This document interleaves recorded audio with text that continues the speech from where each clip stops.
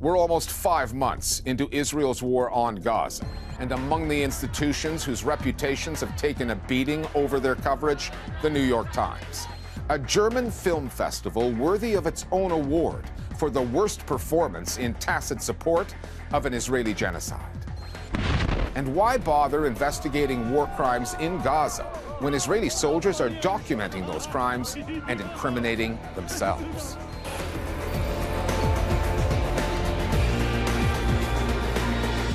Since Israel launched its assault on Gaza in October, many Western news outlets have seen their credibility take a hit, accused by audiences and staff members alike of succumbing to Israeli propaganda.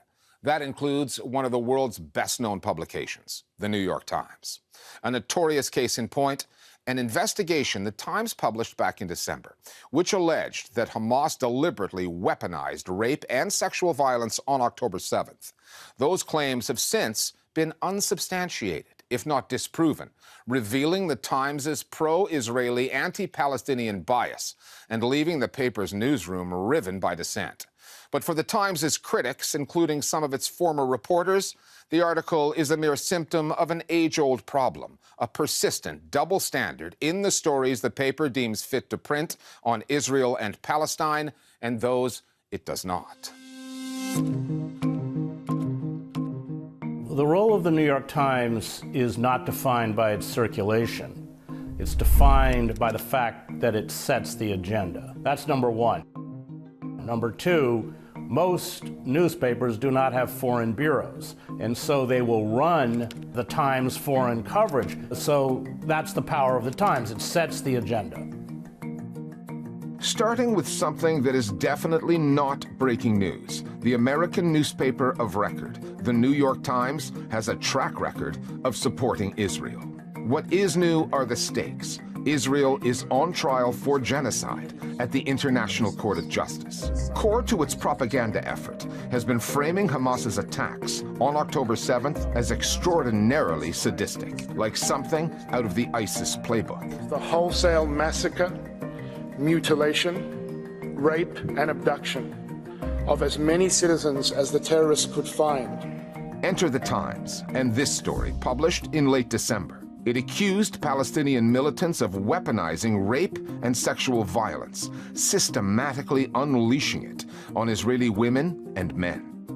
A lurid allegation, a sensational story, but one that the evidence simply fails to support. When the New York Times said, we've done a 2-month-long investigation, we interviewed 150 people, and we found a broad pattern of sexual violence on October 7th.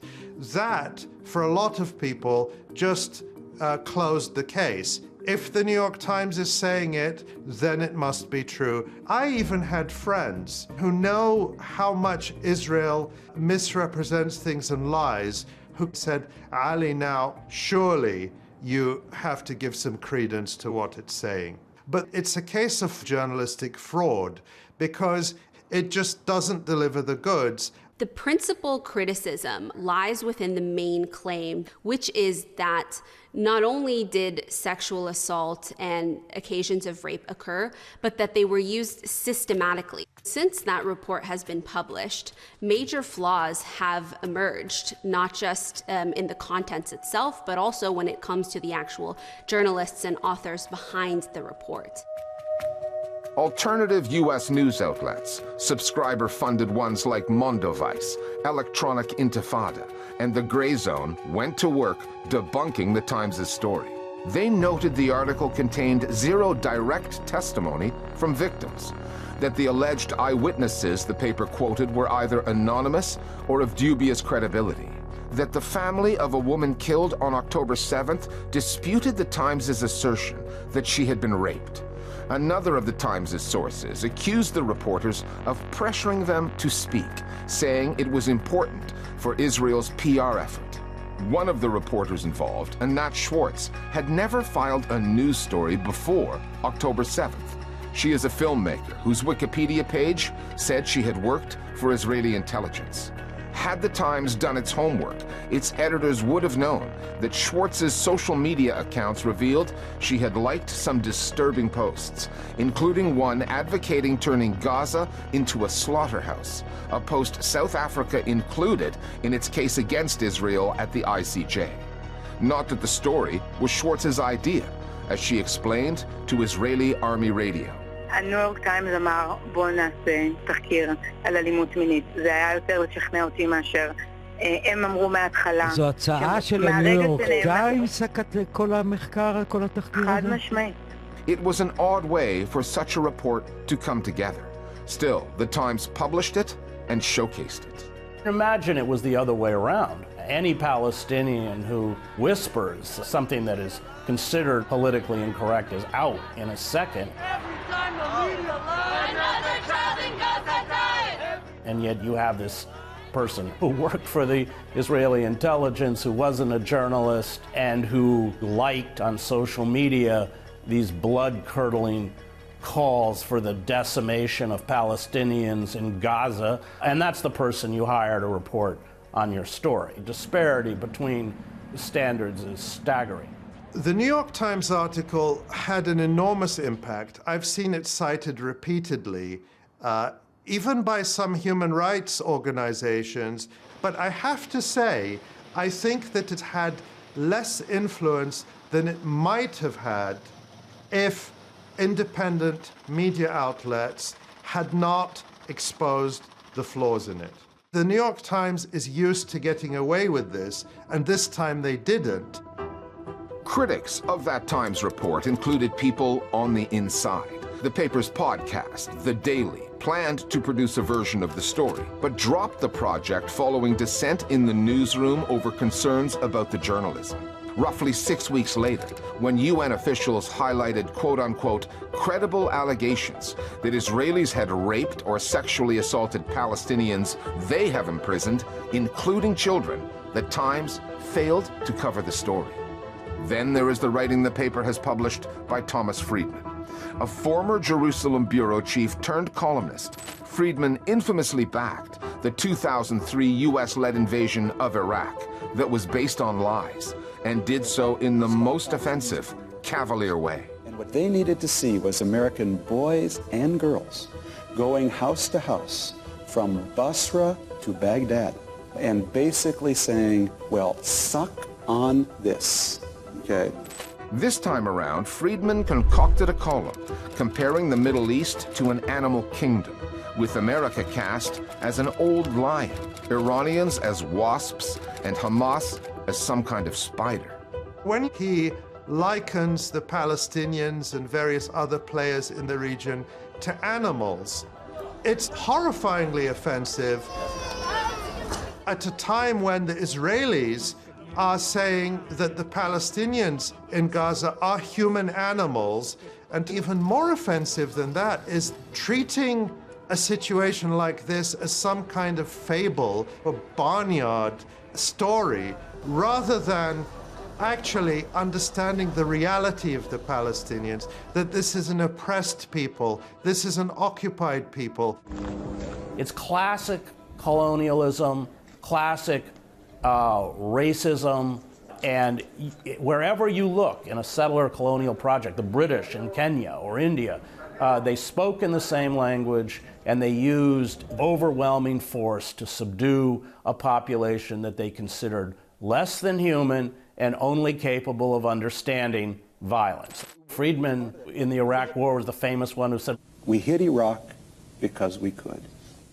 Thomas Friedman is one of the spokespeople for that twisted ideology, and that's why he does as well as he does. The New York Times is not alone in failing its American audience on the Gaza story. There was the Wall Street Journal report on Israel's allegation that UNRWA, the relief agency so many Palestinians depend on, had been infiltrated by Hamas. The paper swallowed Israel's unsubstantiated side of that story, hook, line, and sinker. There's CNN and the fake news beheaded babies narrative. Babies and toddlers were found with their heads decapitated. Neither CNN nor the Journal, however, are considered America's news outlet of record. the way the Times is. But should it be? Despite some worthwhile investigations since October 7th, like this one showing the destruction caused by 2,000-pound Israeli bombs, that does not begin to address an imbalance that goes back decades. The unmistakable pro-Israel bias coming out of the Times' Jerusalem bureau, where Chris Hedges worked in the early 2000s. You have had more than one case where the reporter assigned to Jerusalem, Ethan Bronner, for example, his children are serving in the IDF. I mean, imagine that. If a Palestinian reporter covering Gaza, his kids were in an armed wing of any Palestinian faction. So I, sick of the one-sided coverage, used vacation time to go to Han Yunis and write a magazine piece for Harper's called A Gaza Diary. That was published, and I was informed that I would never report again from the Middle East for the New York Times. I'm an Arabic speaker, by the way. They don't have a lot. So you pay a heavy price if you attempt to report. We requested interviews with numerous reporters at the Times and a spokesperson there. All of them declined. Instead, the paper sent this statement: "We remain confident in the accuracy of our reporting and stand by the team's investigation, which was rigorously sourced and edited." We could have asked about the paper's famous motto, the one created in 1897 that still adorns its masthead today, and perhaps suggested an edit. Something like, all the news that's fit to print, and some that clearly isn't. Germany is under a long shadow of censorship when it comes to Gaza, a situation that is so grim it can be comedic at times. The latest example came at a film festival in Berlin where an Israeli and a Palestinian teamed up to win an award. Meenakshi Ravi is here with more. The Berlinale is one of the so-called Big Five film festivals worldwide and is a major cultural institution in Germany. It was already facing criticism for its silence on the genocide in Gaza. Several filmmakers pulled out in protest, and festival workers demanded the organizers call for a ceasefire. It all came to a head when No Other Land, a film about the ethnic cleansing and settling of Palestinian villages in the West Bank, won the award for Best Documentary. The film was co-directed by Palestinian activist Basel Adra and Israeli filmmaker Yuval Abraham. I am Israeli, Basel is Palestinian, and in 2 days we will go back to a land where we are not equal. I am living under a civilian law and Basel is under military law. This situation of apartheid between us, this inequality, it has to end. The festival quickly distanced itself from Abraham's remarks, which were hardly controversial. The German press and politicians criticized Abraham, a Jewish Israeli, calling his statement anti-Semitic. Berlin's mayor said the words were intolerable. The country's culture minister, who was criticized for applauding the filmmakers, then clarified she was clapping only for Abraham. All in all, a ridiculous example of the toxic climate in Germany for any discussion about the war in Gaza. A Berlin-based coalition of arts and culture workers called it an ever-present atmosphere of fear, self-censorship and suspicion on social media and in the workplace, in institutions and on the street. Israeli media went all in on the story as well. Threats against the makers of No Other Land have intensified, and Yuval Abraham, who says his family in Israel has been targeted by right-wing mobs, says he's now too afraid to go back home. Thanks, Mina. After Hamas's attacks on October 7th, Israeli leaders spoke openly about the annihilation of Gaza. They said there were no innocents there, called Palestinians animals with no right to exist. They were inciting a genocide, a message that was clearly heard on the battlefield because in one video after another, Israeli soldiers have recorded their own war crimes, celebrating as they looted homes, destroyed houses, or set them on fire, filming as they mocked, humiliated, and assaulted Palestinian captives. It is a sign of the impunity they think they have that so much of that material has been brazenly posted on social media. Now, in a way, Palestinians have seen this kind of thing before, going back to 1948. But never have the images, the videos, been this widespread, explicit, and barbaric. The Listening Post has collected some of that material and asked 3 experts on human rights and torture to assess it. First, a viewer warning. Many of the images in this report are difficult to take in.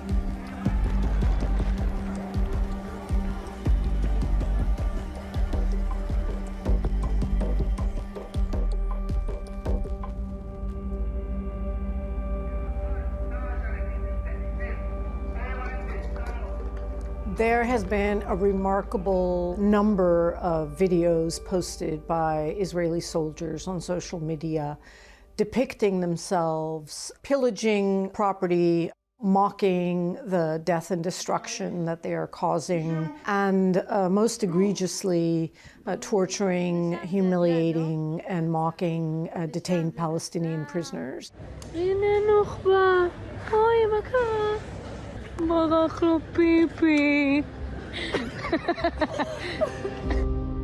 The images of mass arrests, of torture of Palestinians, of numbering their bodies, which is reminiscent of images all of us have seen from Guantanamo and Abu Ghraib. These images are testament to what Palestinians have long been saying, which is that this settler colonial regime is utterly violent.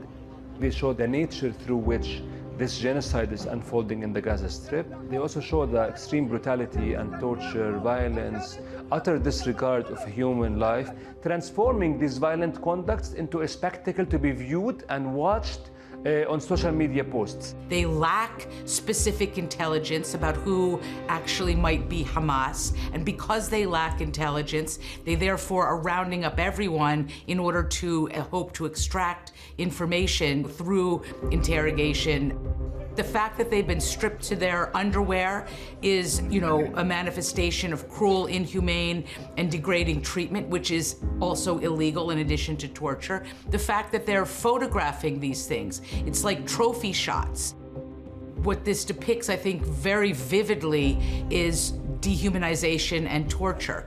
The idea that somebody can be just like their body is just being attacked, in their most vulnerable position. His hands are bound behind his back. He's lying face down, soldiers stepping on his face. In a sense, it epitomizes torture in general, purposefully harming someone who's in custody. That custodial relationship is a particularly vulnerable one where, the custodians have all the power and the prisoner, who is, in this case, not only on the ground and tied up, but completely powerless.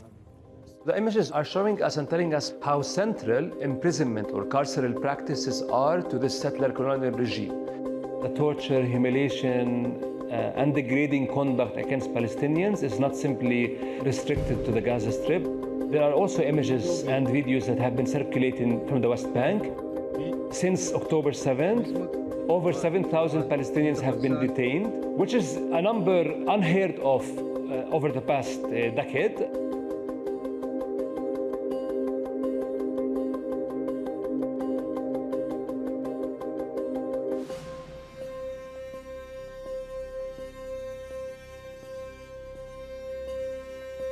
Israeli soldiers have quite remarkably taken to converting their massive, really unprecedented destruction of Palestinian homes, hospitals, mosques, universities, churches, schools, into entertainment videos.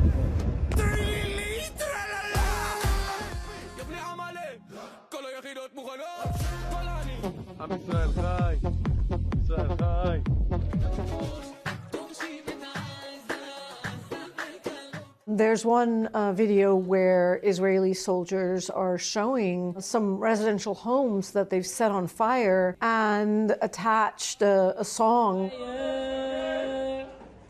This house is on fire. There have been many, many images of Israeli soldiers who've ransacked Palestinian homes and confiscated their personal goods. One in particular is the red negligee that appears to be seen in so many Israeli videos where Israeli soldiers are mocking and advertising their very deliberate intrusion of the home of a Palestinian woman, the confiscation of her most intimate apparel, and flaunting that in a way that's definitely intended to be provocative and humiliating. The videos further reinforce a discourse that is coming out of every sector of the Israeli official machinery, where all Palestinians are the enemy. Many officials have said they deserve to be eliminated.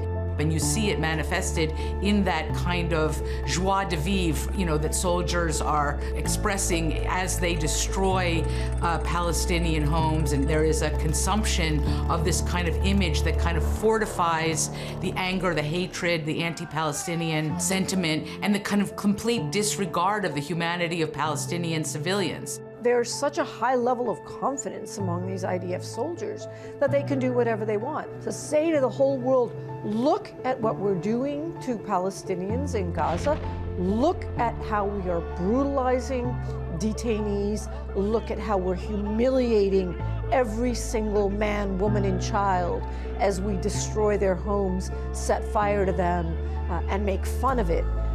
And they are provoking and challenging the whole world.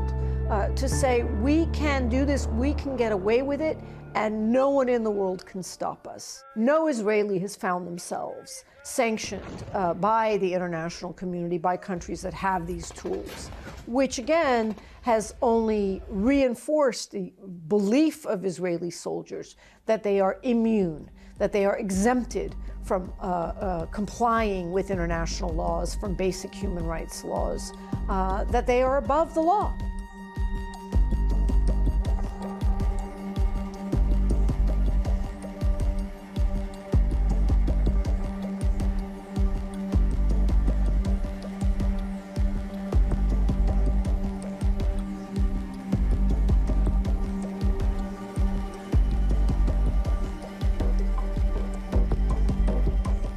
Since the beginning of this genocidal war, reservists have been called up. And who are the reservists?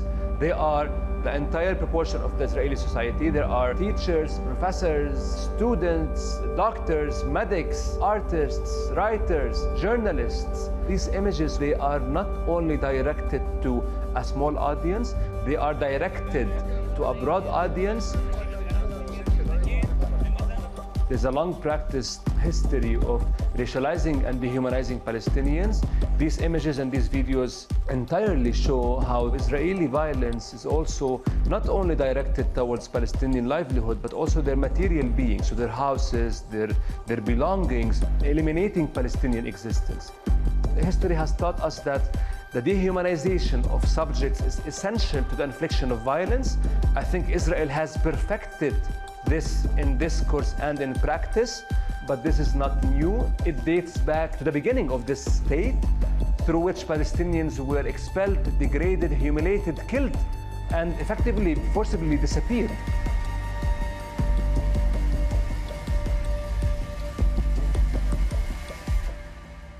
And finally, this past week, more than 50 international broadcast journalists signed a letter calling for free and unfettered access to Gaza. The letter was addressed to the states responsible for cutting off the Strip from the outside world, Israel and Egypt. Since October 7th, only a few foreign reporters have made it into Gaza, mostly those embedded with the Israeli military, and they were not allowed to speak with Palestinians, which left us to rely on the courageous work of local journalists, an unprecedented number of whom have paid with their lives. It is long past time that Israel and Egypt let journalists in. The awful scenes this past week in Gaza City, the Israeli military's massacre of more than 100 Palestinians who were lining up for food, simply underlines how important that journalistic access can be. We'll see you next time here at The Listening Post.